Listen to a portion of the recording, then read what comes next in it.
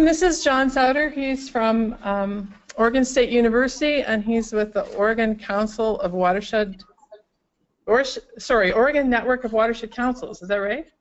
Yes, I am their board treasurer. Okay, so he has a variety of experiences with fundraising, and with that, Jon, I'm just going to let you introduce yourself. Okay, thanks, Tara. I'm really pleased to have the invitation to talk with you, particularly since we sit at the bottom end of the Columbia River, and it's nice to talk to people at the upper end of the Columbia Basin. Tara and I have had a couple discussions over the past few months, and really about how to develop organizational capacity for watershed groups.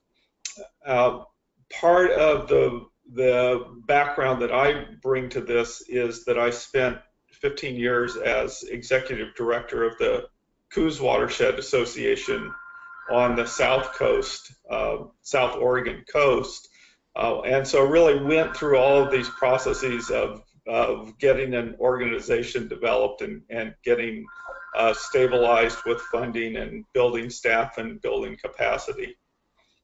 One of the things that we did that was, I think, particularly successful in our approach was that we were pretty structured in how we created the action plans for the work that we did. And a lot of our work revolves around salmon habitat restoration activities and also water quality improvement in the watershed, and particularly in the estuary and the bay because of a oyster cultivation industry there. So the approach that we use to develop these partnerships with local landowners that gave us a foot in the door for our restoration work was what we called coffee clatches. And I think Tara's term for it, and maybe this is a Canadian U.S. distinction, Tara calls it kitchen table conversations. We called it coffee clatches, and those are essentially gathering together the residents and particularly landowners along riparian areas in what we called our neighbor sheds. And we gathered those people together basically through a three-part process so that we could use their perspectives to design our restoration program, essentially. So what I'd like to do is kind of quickly go through that process of it, and if there's time at the end, as we moved, and I'm assuming that you can see the map on the PowerPoint and the map on the screen, as we moved kind of clockwise around from the north side of the basin, we got into more urban areas. Conditions changed a little bit from rural residential landowners to more urban landowners in the bay, and so we altered and adjusted our outreach program to reflect those changes. So that's if we have time, I'll go through that process. So really, the coffee clatch setup, and let me see if I can get into here. So the reason that we were doing this project, as I said, was that we wanted to have socioeconomic criteria really incorporated into our restoration action plans. And we did that in two different places for it. One is that we were very concerned about what landowner concerns were. And then secondly, we were also really wanting to assess the feasibility of implementing different types of restoration projects. So that was where the coffee clatches provided some pretty critical information for the design of our restoration action plan. And we ended up actually scoring things. We had weighted criteria. There was an equivalent set that were biophysical criteria that were more driven on the science behind it, or the biological and physical science behind it. And this piece was more the socioeconomic, political side of things. But we had this process really revolved in 3 to 4 meetings with these local groups in what I call the neighbor sheds. So the first meeting, we really wanted to just introduce ourselves and hear from the residents. The second meeting was we wanted to build their knowledge about the various different types of restoration actions that might be suitable for their property. And then in the third meeting, we really wanted to assess whether people felt like those were feasible and attractive to them for it. And through this whole process, we were also building the watershed assessment with the conditions. And then what we were trying to do was to meld what the needs were based on the conditions with what landowners were likely to accept as viable for their property, and how they felt if something was going on in their basin in a type of restoration activity. So the introductory meeting really was to get people together. Again, a lot of people actually in these rural areas did not have a huge amount of contact with each other. They were a lot of the social capital that historically existed as a result of people having to work together to make a living, with building fences or clearing timber, building roads, has broken down. And because people are increasingly have jobs in town and are more oriented towards activities in town than activities with their neighbors. So it was interesting to bring people together to talk about what their shared perspectives were. And we asked them basically 3 different questions. One, what makes living in that area special to them? What their vision is for the future for it, and oftentimes what people's vision for the future is that they wanted it to be like it was 20 or 30 years ago. And then the concerns, what concerns do they have about being able to achieve that vision? And a lot of that was really revolving around things that people felt like were outside their control, and much of it much of the feeling was that people were being constrained by government regulations or other types of constraints on their ability to manage their lands as they saw fit. So it was really useful to have that. It was primarily useful to allow people to not necessarily vent, but allow people to feel like they were heard, and that their concerns were being taken into account in the work that we were doing, because that had not been their experience oftentimes in dealing with government agencies and dealing with government planning. So the outcome that we had from that was basically we were trying to develop this list of what landowner concerns were. And so we asked people that there were essentially periods we would stop in the presentation and ask people to fill out questionnaires about various things. And so we had all of this information about their concerns and kind of their top 3. We were asking people their top 3 concerns. And then we asked them to kind of stratify that according to whether it was a concern in the larger area, their neighborhood, or if it was concerned about their own property for it. And you can see those kind of differences between there.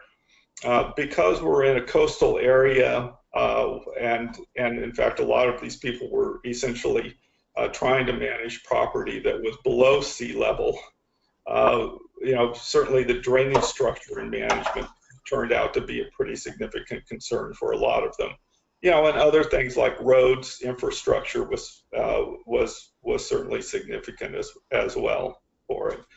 So that gave us the introductory level. It allowed us to build relationships with these landowners, and it really just opened up, I think, their minds to what we were trying to do, and opened up our minds in turn for what they were trying to do with their land. So then that led to a second meeting, which was a combination of we had an evening slideshow to talk about various restoration activities, types of restoration activities, and then we also had an opportunity for people to go out on a tour and look at sites where these activities had occurred in the past with it. And the value of that, one of the primary values of that, was allowing people to talk with the landowners who had installed or allowed to be installed various restoration projects, because that landowner to landowner communication was far more effective than us, the kind of us versus them with it. I will say though that the second set of meetings was less well attended than either the first or the third meeting, but we did make contact with some really critical landowners through that process. So in one case, only one person showed up for a slideshow in a basin, but that was the major landowner in the basin, and so being able to have a good conversation with him made it certainly worthwhile for it. So then the third meeting was we as you'll recall, we were doing this assessment work at the same time. And so we brought to the third meeting the preliminary results of our assessment, the preliminary rankings that we were doing on various types of restoration actions, in these specific basins. And then we were asking people we went through a slideshow with these restoration tools, and then we asked people to basically rate them. So they were to score them, and we asked them, would this practice meet their land management objectives for it? Is it something that if they did, would a neighbor be concerned about it, or if a neighbor did it, would they be concerned about it? Because of course the last thing you want to do is engender neighbor disputes in your restoration work. And then finally, how would this community in this neighbor shed, feel about a various type of restoration action? And so we had a toolbox of potential types of restoration actions that we were assessing their feasibility. Those were some were suitable for different areas of these small watersheds. Again, as we go down to the coast, there were a lot of things that were related to control of water and tidal areas. As you moved up the valleys, it was more related to various types of riparian practices, and then went up to the forest, which were more harvesting types of actions and roads. So again, we were asking people to go through and for each of these areas really assess the feasibility from their perspective of these various types of restoration actions. So again, this was what the scoring looked like, and it went from absolutely not, we would not want to see this, to certainly we would like to see it on this. So again, does it meet your needs? How's it going to be viewed by the neighbors, and how's it going to be viewed by the community? And we ended up in that toolbox of restoration activities, we ended up having a lot of really good information on how people felt about these types of restoration actions. And what was interesting is, as you can see in this table, the red is the landowner's perspective themselves. And so the y-axis is the scale of acceptability on their part. So what this demonstrated to us is that there were a lot of people who didn't really feel that a various type of restoration action would be that useful to them, but they weren't as concerned as we thought about what the neighbors would feel about it. And in most cases, actually, they felt like it was fine for the larger community to do it, even if it was something that they would not necessarily do on their own property. And that was a huge insight, and it really was driven, I think, a lot by, we're a pretty conservative area here. There's a lot of strong feeling about private property rights. And it's interesting that people feel like, well, I wouldn't do that, but if my neighbor wants to do it, that's fine by me as long as it doesn't adversely affect me. The other really interesting piece out of this is that we had our own staff do this similar sort of rating in areas. And those are the green bars on the right of each of these various types of restoration tools. And what was interesting in many cases is we were far more conservative in thinking about what would be acceptable than the actual residents were. And so that opened us up to thinking a bit more expansively about what we were doing with it. So that was the piece of the project that we did in the bulk of our restoration planning. But then as we got around to the coastal front, right along the ocean, and then increasingly as we moved into urban areas, this idea that we could meet in someone's house and have this, meeting there really kind of fell apart just because there were too many people, the communities were different, the nature of the community was different. And so we changed our approach to focus more on having a steering committee of local residents, and then using more kind of mass marketing kind of techniques for that. And so we did the major piece for that was, we still had the biophysical data that we were collecting similar to the other assessments. I did actually a fairly detailed socioeconomic profile using census data. We did a community survey where we actually either sat out at the post office or the market or went door to door in some cases, actually doing surveys with folks to find out what their concerns were. And then we took that information, and the steering committee developed a set of 11 vision statements for this area as a result of that. And I won't read through all of these 11, but basically the visions were around the community and the community feeling, the building of social networks and social capital, how the area was going to continue to support economic development. It was a fishing port for one thing, and so there was a lot of emphasis on wanting to maintain the waterfront in it, and recognize that there was a strong cultural history there, both from Native Americans as well as the first settlers, and that there was also a strong natural environment that people really wanted to protect for that. So we had these community visions, and then we were working towards developing an action plan based on those community visions for it. And so we ended up with developing about, I think it was 124 various types of actions that we wanted to assess whether those were feasible and needed and supported by the community.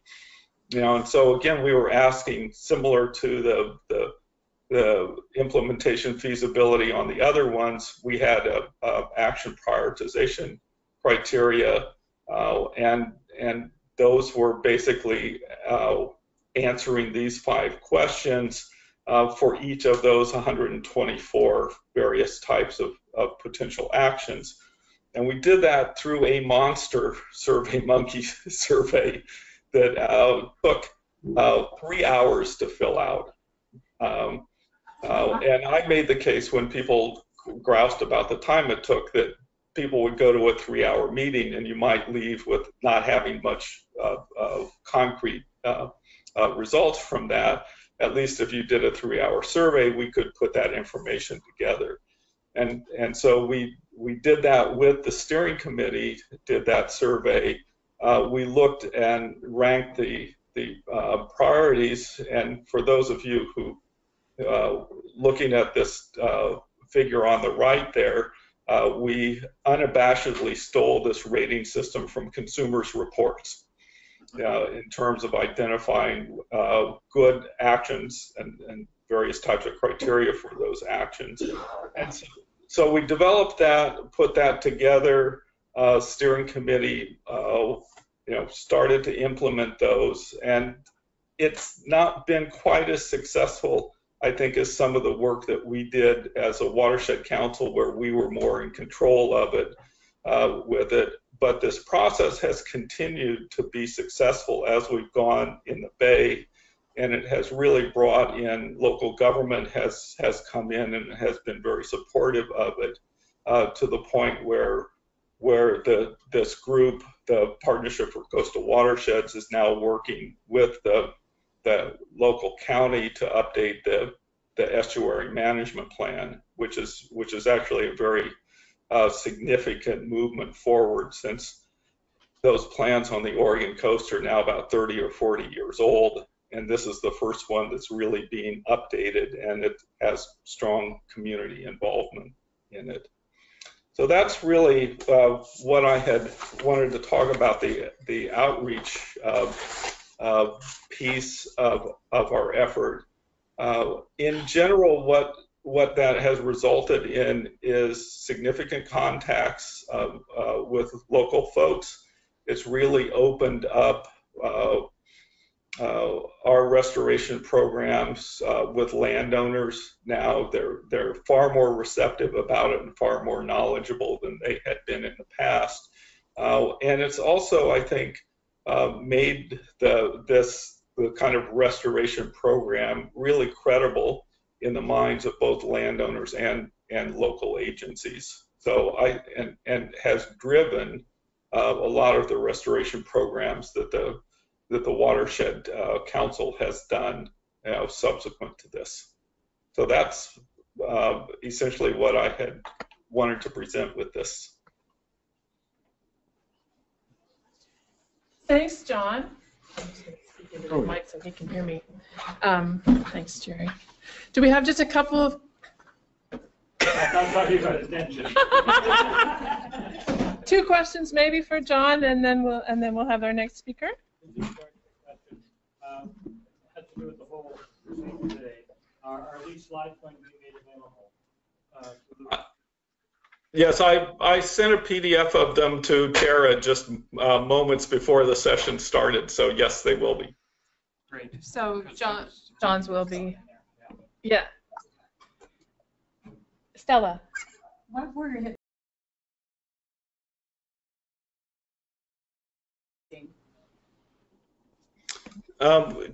Could you repeat that again?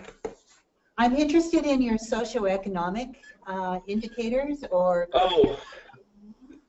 yeah, so that analysis was based a lot on the U.S. Census data. So we were looking at demographics, particularly school-aged populations, because in a lot of rural areas, you're getting a age distribution that's tending towards the elderly.